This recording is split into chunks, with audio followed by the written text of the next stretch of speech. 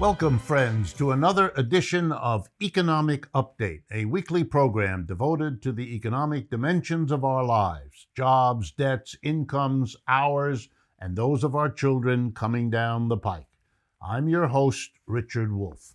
Before jumping into today's economic updates, I want to make clear that this program was produced before the results of the election were completely known. Please do keep that in mind. Okay, I'm going to begin with a story about the Dunkin Donuts company.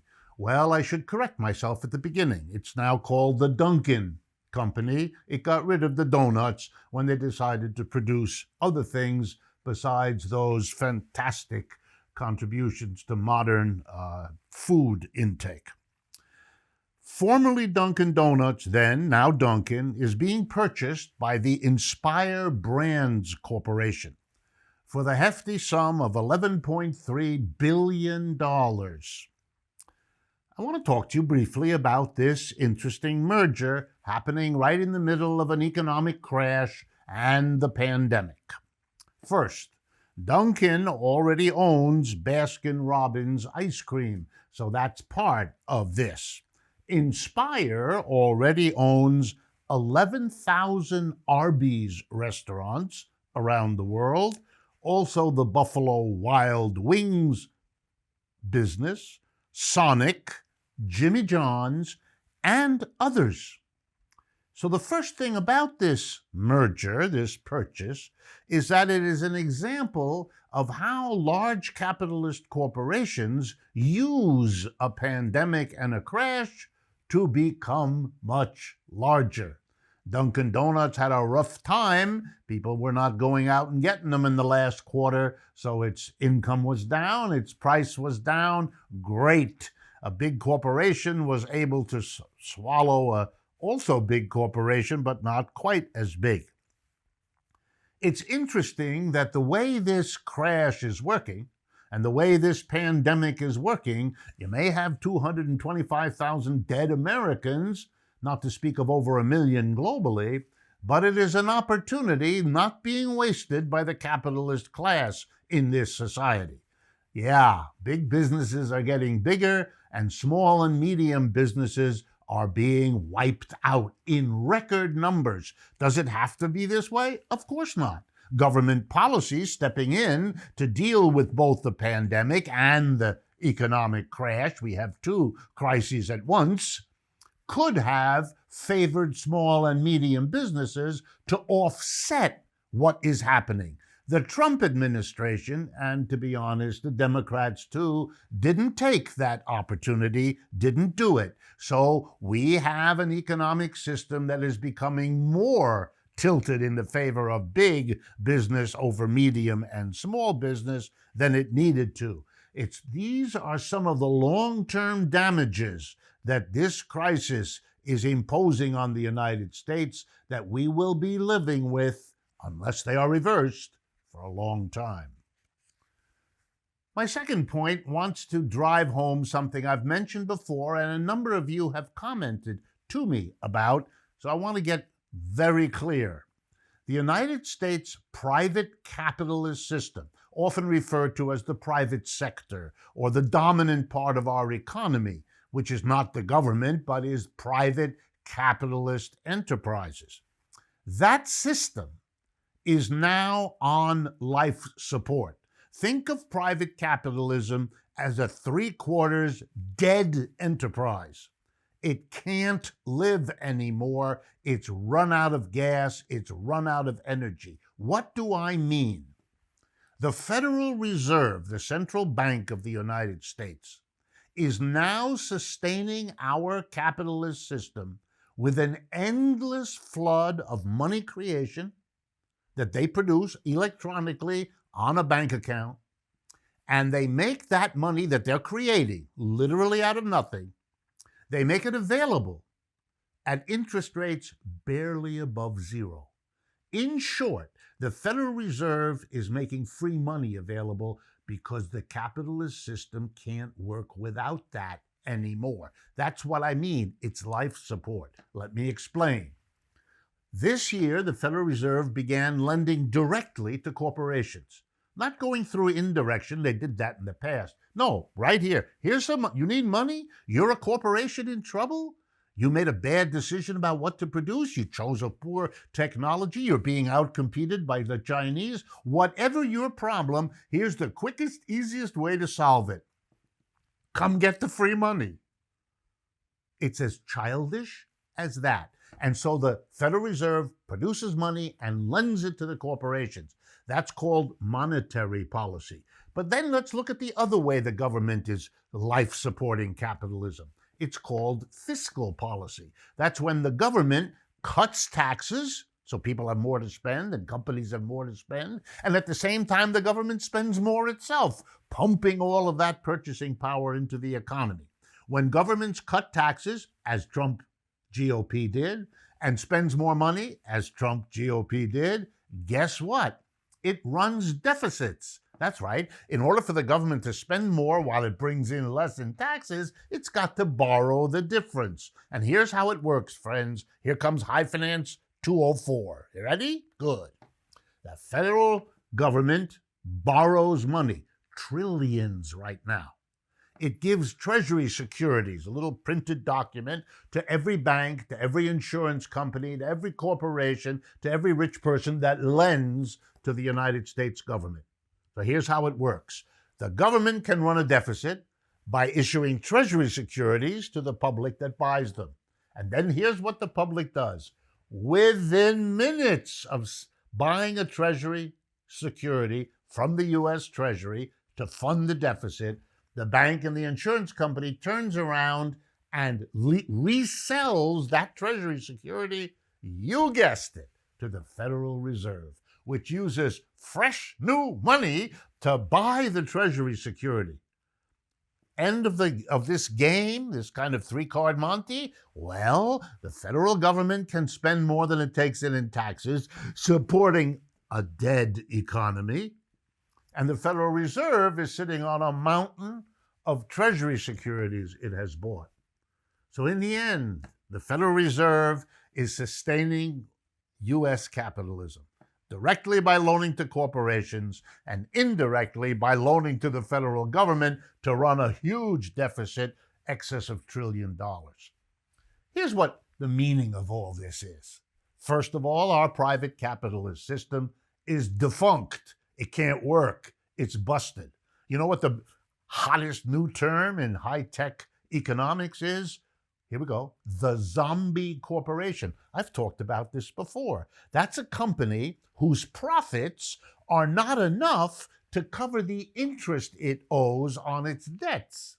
So the only way the company can survive, since the profits are not enough to cover the debts, is to borrow more so it can pay off the debts of its earlier borrowings and thereby becomes more zombified than it was before.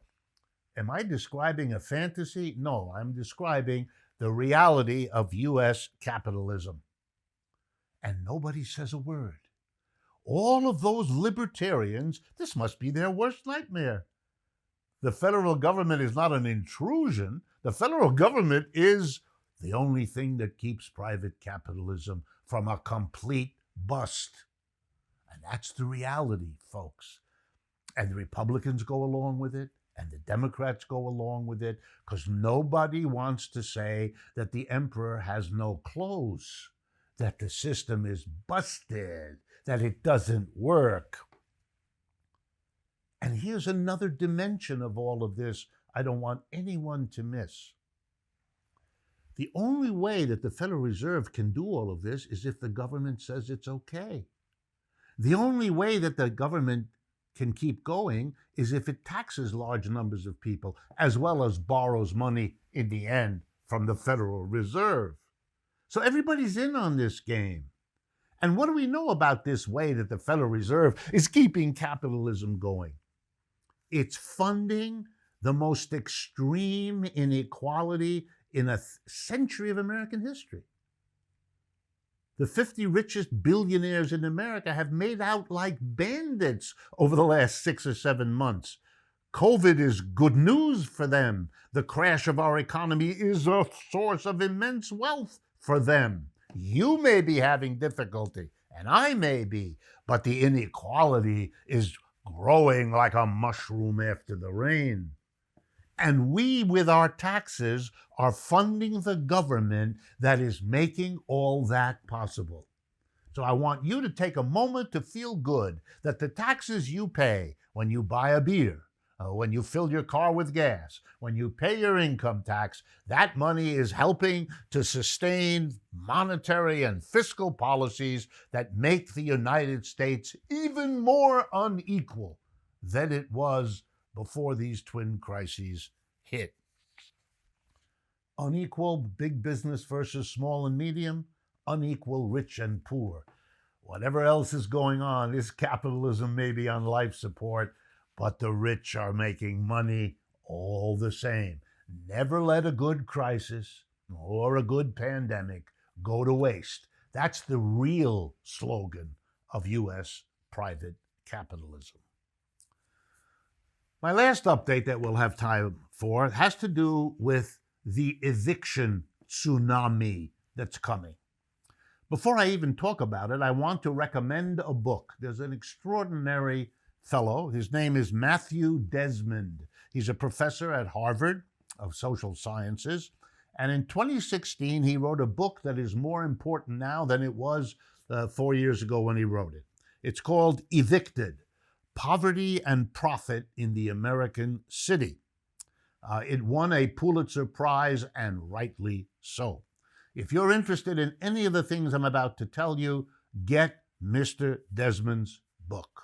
Matthew Desmond, Evicted: Poverty and Profit in the American City. The Centers for Disease Control set a moratorium in March, and they renewed it again last summer. It says that folks don't have to pay their rent and can still not be evicted until the last day of this year. So we're talking now less than 2 months from now. Many millions of Americans have accumulated rent because the moratorium delays the rent you have to pay, in effect, but it doesn't erase it. You owe your landlord that money. It is being very inconsistently enforced across the United States. So for some of you, this may be news because you may be haunted by the lawyers for your landlord who is trying to get around this. Landlords have ways of evading it. They can evict you for some other reason other than not paying rent if they can make a case. The rents accumulate so that millions of families are going to be owing many months of rent on the 31st of December, and there's no prospect that they will earn the money, enabling them to pay. This is the worst crisis of the renter millions in America since the 1940s. That's almost a century ago. And during the Great Depression of the 30s and 40s, there were also moratoria, but there were also direct actions by renters who did not pay and who had fights, sometimes violent, with landlords around this issue. More can be done today by simply doing what was done back then. 3.7 million evictions in an average year in recent years, many times more than in any European country. 7 evictions every minute of the last few years. Poor people pay more than 50% of their income in rent. It is a catastrophe. An economic system that doesn't pay people enough to buy their own housing is a system that isn't working. We've come to the end of today's show, the first part. And before we move on, I want to remind you that we've now published the 3rd book of mine with Democracy at Work. It's called The Sickness is the System: When Capitalism Fails to Save Us from Pandemics or Itself. It's a compilation of essays that aims to explain how and why capitalism, not COVID, is the sickness we have most to worry about. Get your copy today at democracyatwork.info/books. I want also to thank our Patreon community for their ongoing and invaluable support. Please continue, if you like this show, to go to patreon.com/economic update to sign up and get access to all kinds of extras that we provide. Stay with us. We'll be right back.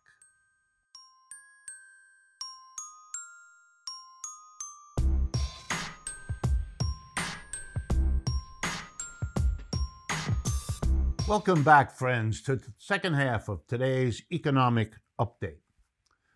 The second half today is devoted to a single theme.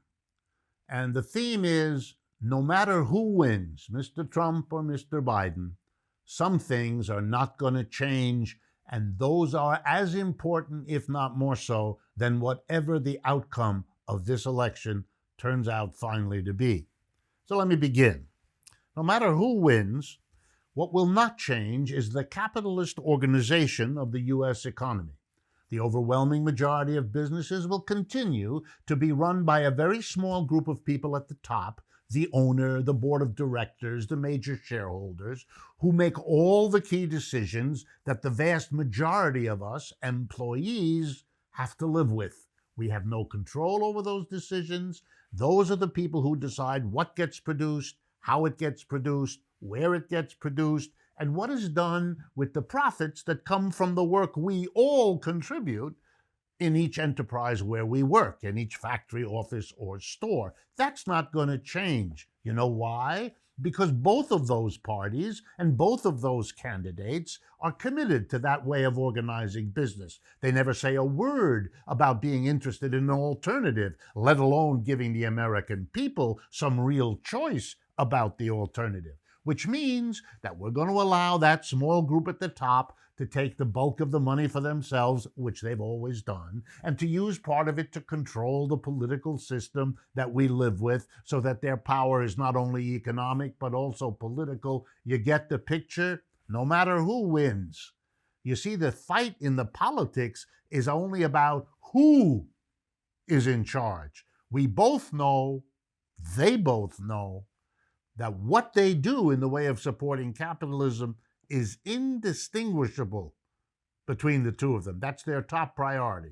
They disagree on the ways, but not on the goal.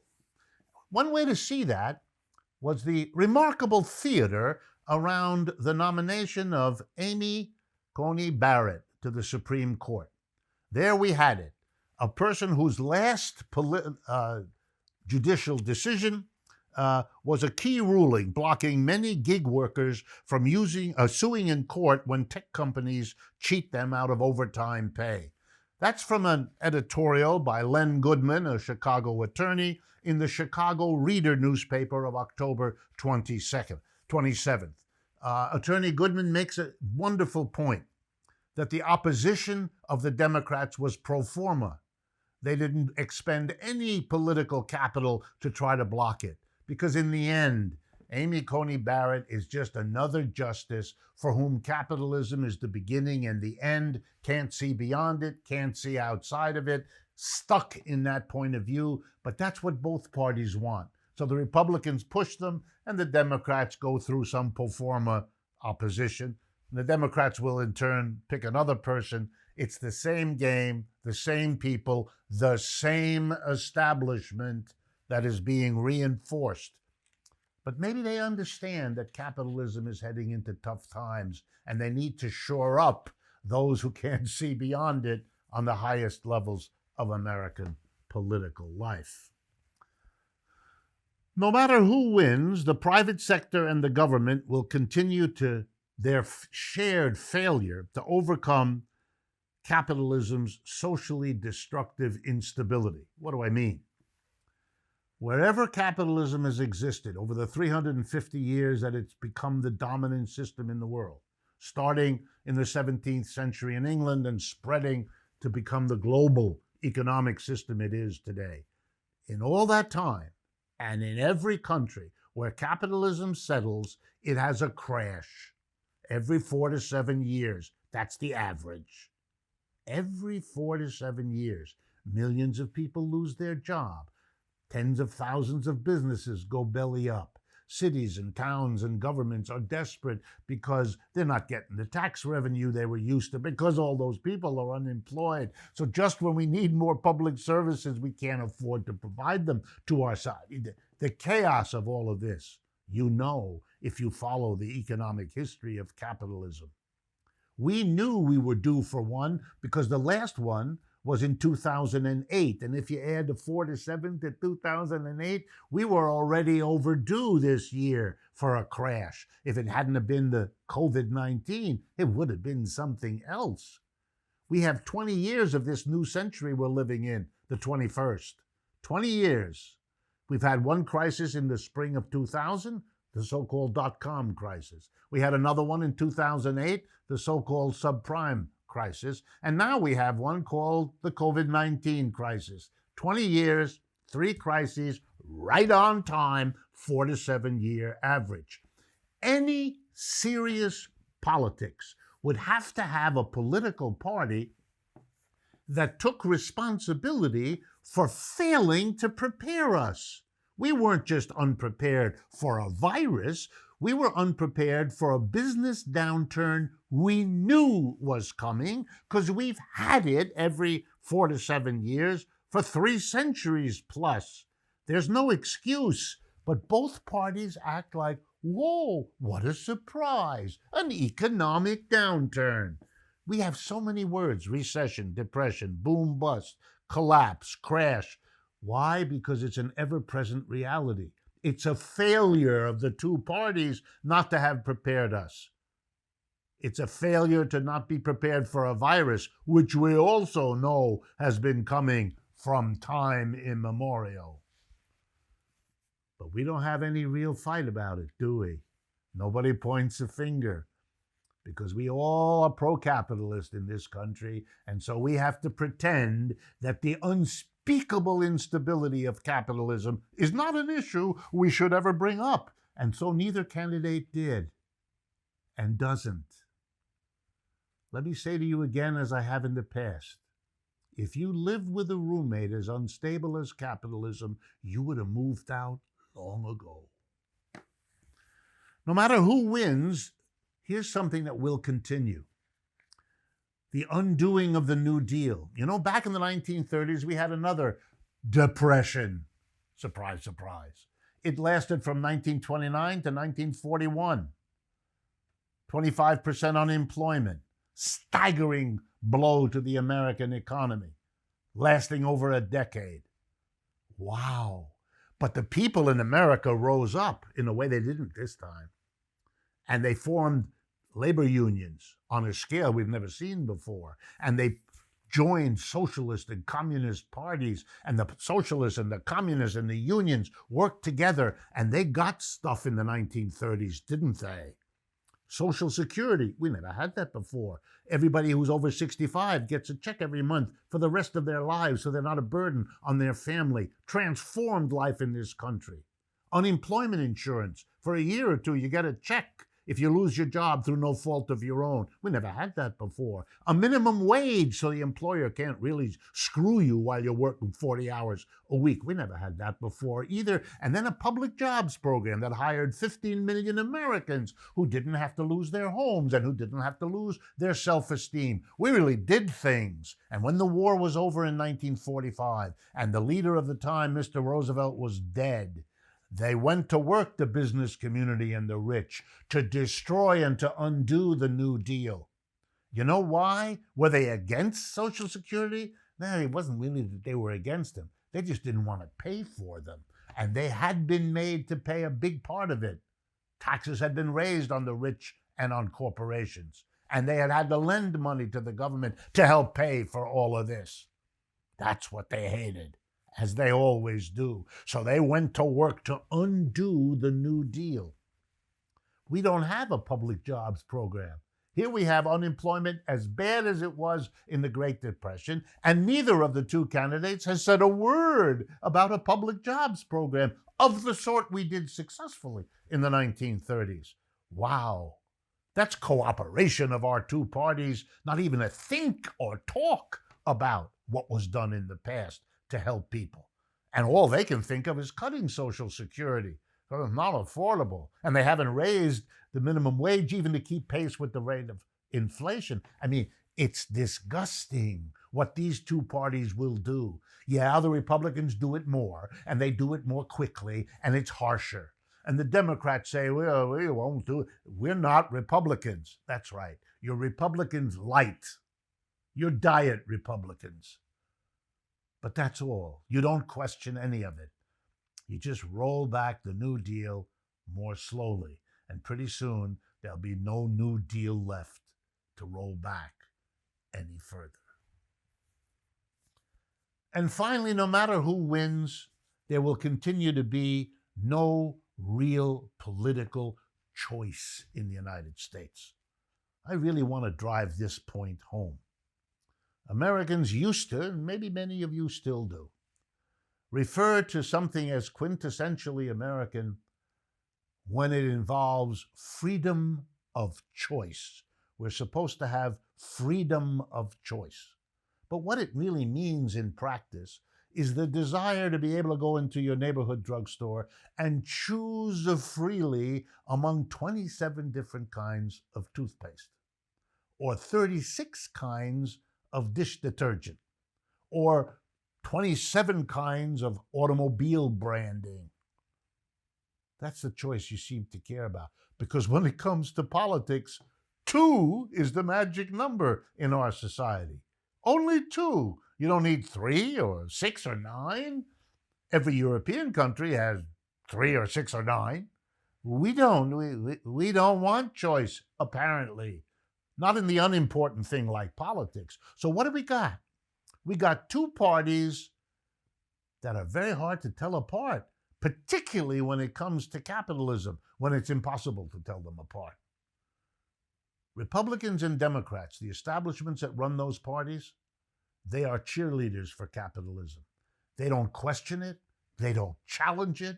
They don't advocate for anything else.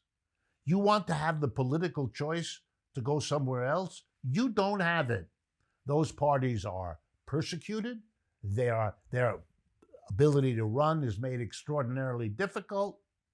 The system is monopolized by those 2 parties. We don't allow 2 companies to monopolize an industry without raising a question, but we allow the 2 parties to manipulate and monopolize from here to tomorrow. You don't have any choice. And these 2 political parties work very well together to keep it that way. And that's not going to change. Not with Mr. Trump and not with Mr. Biden. Or maybe I should amend that.